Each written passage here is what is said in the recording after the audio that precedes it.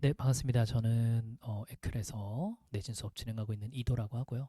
오늘은 1학년 중간고사가 마무리가 되어서 기출 분석 그리고 앞으로 수업 어떻게 진행할지 영상 촬영하게 됐습니다. 그러면 바로 시작을 해볼 텐데요.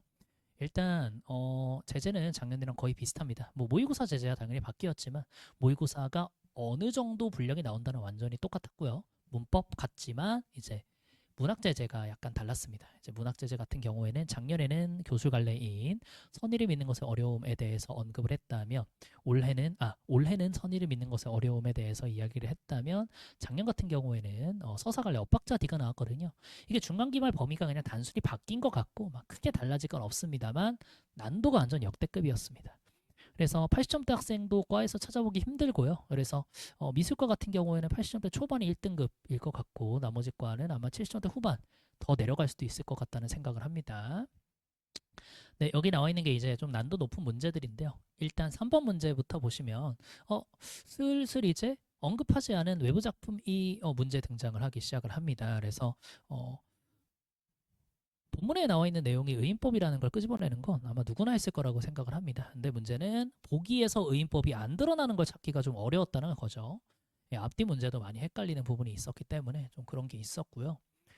그래서 외부 작품도 좀 볼 필요가 있겠고 침착하게 의인법을 찾아나가는 그런 어떤 마음가짐이 필요하겠습니다.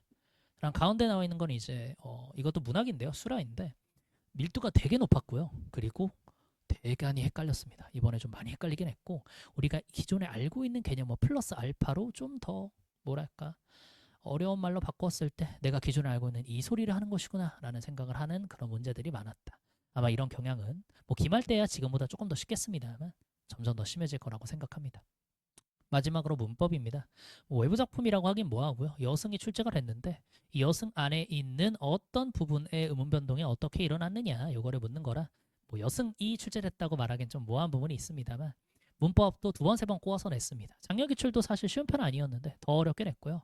그래서 그냥 피상적으로 의문 변동을 이해하고 있는 학생들은 사실 따라오기가 많이 힘들었을 것이라는 생각이 좀 들기는 합니다. 뭐 어쨌든 간에 어, 문법은 사실 고등 문법은 중학교 때 배웠던 문법을 이미 알고 있다는 전제하에 전개가 되기 때문에요. 그런 부분에 조금 생각을 해주시면서 곧 중등 문법이 부족하다면 그걸 채워나가려는 노력을 좀 해야겠습니다.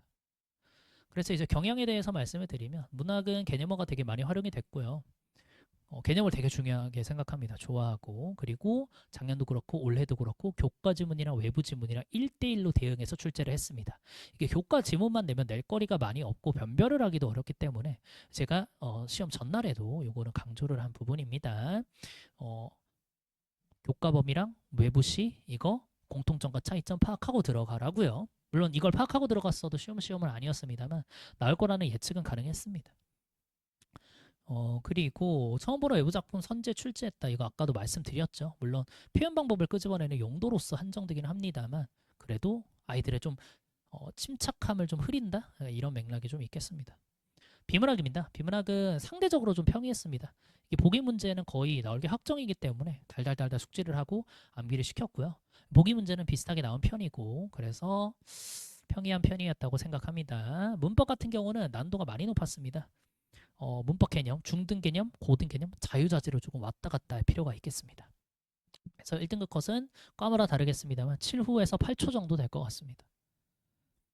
네, 그래서 기말고사 학점 목표는 어떻게 되어 있느냐? 일단 문법 요소 수업을 진행을 할 겁니다. 그러니까 아마 한 주 정도 빌 것 같아요. 중간이랑 기말 사이에 딱 한 주 10일만 빌 것 같은데 문법 요소가 범위에 무조건 들어갑니다. 그래서 문법 요소도 마찬가지로 어, 중등 때 대범주 이미 알고 있지라는 전제하에 전개가 되는 단원이기 때문에 이 대범주에 대한 언급을 10일 날에는 할 것 같고요. 이게 아마 준비가 안 돼 있으면 사실 문법 요소 개념만 받아들이는 건 쉽지 않을 겁니다. 중세 음운 변동도 마찬가지예요. 음운 변동도 뭐 합성어, 파생어, 관형사형 어미 막 이런 언급이 있었고 이걸 모르는 학생들이 부지기수였습니다. 그러면 문법 요소도 마찬가지겠죠. 문법 요소는 사실 뭐 시간 표현도 있고 시제도 있고 아니 그러니까 시간 표현도 있고 높임 표현도 있고 피동 표현도 있고 하기 때문에 뭐 접사, 뭐 관형사형 어미, 뭐 선어말 어미, 어말 어미 막 이런 개념들에 대해서 아이들이 좀 픽스가 안 돼 있으면 좀 고등 개념을 받아들이는데도 문제가 생길 수 있거든요. 그래서 이런 개념들을 주로 언급한다고 봐주시면 되고요.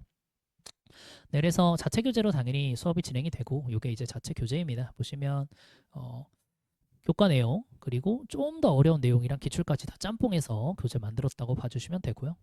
요거는 마찬가지로 필기지인데 비문학 수업을 진행할 때 이번 시험 대비 때도 필기지를 활용을 했습니다. 그래서 아이들이 조금 이해가 편했다, 쉬웠다라는 말이 있었고, 그리고 컬러로 주면 아이들이 좀 덜 버리고 덜 분실하거든요. 그래서 비문학을 진행하게 될 경우에는 필기지를 준다고 생각해 주시면 됩니다. 여기 이제 교재 표지고 내지이고요. 주간지입니다. 주간지도 교환이랑 1대1로 구성이 돼서 내가 배운 이 내용 이렇게 써먹을 수 있겠구나 이런 생각이 들게끔 구성한다고 봐주시면 됩니다. 네, 수업이고요. 수업은 이제 3시간 진행이 되고 사실 수업은 범주별로 나가는 내용이 약간 상이하기 때문에 이거는 그냥 참고용으로만 봐주시면 되겠습니다. 수업은 1시부터 4시까지 10일부터 이번 주 일요일부터 진행이 될 것 같습니다. 네, 그러면 저는 여기까지 도청 영상 마무리하도록 하겠습니다. 감사합니다.